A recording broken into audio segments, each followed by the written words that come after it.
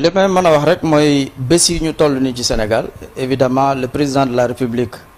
ak son gouvernement se sont inscrits dans une dynamique de bonne gouvernance te dynamique de bonne gouvernance boobu aussi li nga xam ne mooy socle bi mooy jub-jubal jubanti buuba wax na ko léegi. Donc le président de la République wax na ko à plusieurs reprises moo di ne moom du défendre kenn que ce soit son directeur wala ay ministre am kum ci mënti doon képp koo xamante ne yor nga responsabilité publique nga mën a tëju ci sa biir bureau ci sa intimité ak sa conviction personnelle nga def loo xamante ni dafa waroo ak loi waroo ak yoon mais su boobaa justice buy dal sa kaw kenn du la défendre loolu wax na ko. Mais ce qu'il faut aussi rappeler et préciser mooy dañu nekk ci Sénégal boo xam ne tey véritablement la notion de séparation des pouvoirs ce n'est plus en fait un slogan c'est en fait c'est devenu une réalité. Exécutif bi mu ngi def liggéeyam ni mu waree le pouvoir législatif Assemblée nationale aussi mu ngi voter ay lois mu ngi contrôler li nga xam ne aussi mooy l'action du gouvernement mais li nga xam ne aussi mooy suñu justice di justice indépendante ay magistrats yi nga xam ne de brillants magistrats yoo xam ne sont bien formés nekk des magistrats dignes ñu ngi def seen liggéey nu mu waree. La dernière fois vous avez suivi je pense très bien la sortie des procureurs le procureur général ñoom Mbacké Fall ak ñoom Sylla. Donc vous avez suivi leur conférence de presse Malal et vous avez entendu effectivement que plus de 290 dossiers ont été traités et plus de 5 milliards également ont été cautionnés et recouvrés. Donc je pense que yooyu ay résultats la yoo xamante ne mën nañ ko bañ a négliger parce que tàmbali nañu liggéey waaye liggéey boobu mu ngi continuer te wax nañu ne aussi seen priorité du la prison li ngay wax ci prison comprendre naa ko bu baax man moom yàlla def na dugguma prison mais yow dugg nga prison xam nga li fa nekk te prison ku fa duggul xam nga la fa nekk ci en fait ci solitude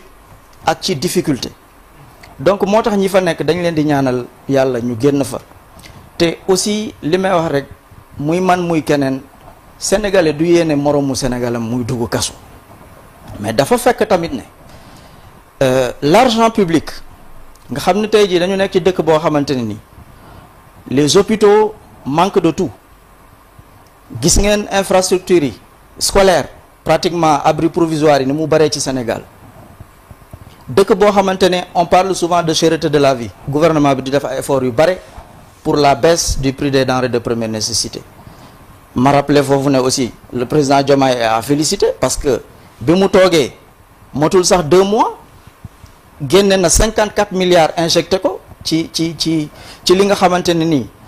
mooy la baisse des denrées de première nécessité ci contexte international boo xamante ne tout le monde sait que le marché international aujourd'hui est perturbé avec l'augmentation des droits de douane ci contexte boo xamante ne nii les superpuissances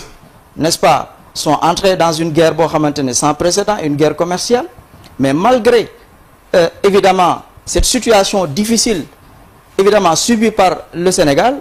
donc évidemment avec ce contexte commercial comme je l'ai dit très défavorable aujourd'hui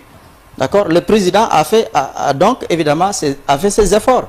donc d'injecter 54 milliards pour alléger évidemment le panier de la ménagère waaye li nga xam ne mooy l'argent public je pense que loolu ñëpp a ci d'accord d'après intervention yi ma ci dégg moo tax j'ai pris vraiment le temps de vous écouter donc avec beaucoup d'attention et d'intelligence donc li nga xamante ne mooy fonds Covid-19 bi donc ñëpp xam nañ ne situation sanitaire mondiale la boo xam ne pratiquement ça a impacté tous les secteurs d'activité d'accord donc que ce soit les entreprises publiques que ce soit aussi les entreprises privées nit ñi seen kër lañ doon toog daanuñu génn liggéey te xam ngeen ne économie Sénégal pratiquement 80% yi c'est le secteur informel boo toogee sa kër demuloo liggéey ça veut dire que di nga am problème dépense donc véritablement dans cette situation le président Macky Sall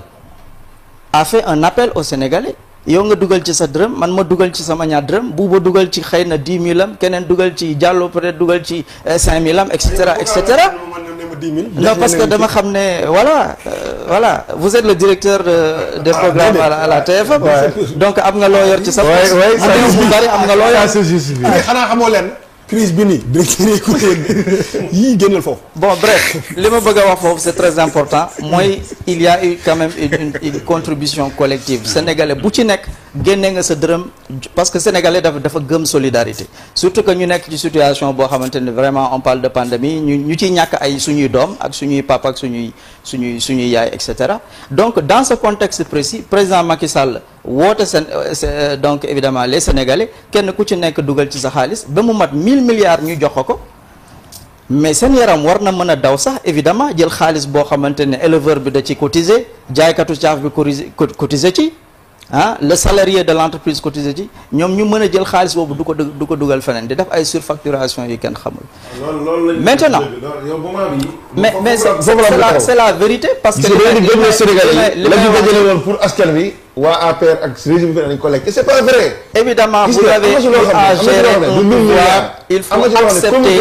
évidemment un général il faut accepter de rendre compte rapport définitif bi nga xam ne général Ndiaye moo ko defar ñu tënk ci loolu yóbbu la ko justice. non yow léegi vous ne devez pas raser les murs mais vous devez raser les murs mon cher 1000 milliards yi vous devez raser les murs laissez-moi terminer s'il vous plaît d'ailleurs ma yeggali s'il vous plaît parce que bu fekkee da nga ma bëgg a dugal ci jeu boobu parce que la prochaine question aussi te yow yaa ko moom donc da nga nar a enchaîner. non y a aucun problème mais li ma bëgg a wax rek mooy pour terminer foofu si point le président Macky Sall pour man il est le principal responsable parce que moom la sénégalais cotisé jox ko 1000 milliards sénégalais yi toog seen kër demuñu fenn pendant des semaines pendant des mois donc 1000 milliards yooyu dañ ko waroon a jaarale fa mu war a jaar mais ay nit di def ay surfacturation ci ay ministères ci ay direction ay yeneen i nit aussi jot ci xaalis boobu noonu mais ngeen ne duñ leen woo ñu ñëw ñu expliquer sénégalais nan la ñu def xaalis boobu mais pourtant am na ñoo xamante ne woo nañu leen ils ont apporté des justificatifs ñu ñibbi seen kër am na ñoo xamante ne def nañu tel leer na leen ne def na mais ñu delloo bi ñu delloowee dañ leen a bàyyi ñu dem mais ña nga xam ne nag delloowuñu mais évidemment dañ leen a dugal ci kaso bi mais loolu pour man il faut une certaine quand même une certaine radicalité par rapport à la situation parce que Sénégal tolloon na ci jamono boo xamante ne c'était extrêmement difficile donc ñu jox ay nit xaalis ñu jël xaalis bi luubal ko nga ne après dañ leen a war a remercier dañ leen a war a bàyyi mu dem ça c'est pas possible. Le dernier point politique Dia le dernier point politique ñi ngi dëgmal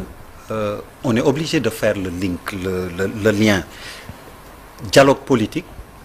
les termes de référence d'ailleurs nit ñi ci war a jot nañ ci déclaration premier ministre bi il dit notre pays n'a pas de problème politique. Nous avons l'un des systèmes politiques les plus solides et les plus stables. Notre pays n'a pas de problèmes sociétaux ni de tiraillement ethnique. Notre pays a un seul problème et c'est un seul défi à relever. C'est un défi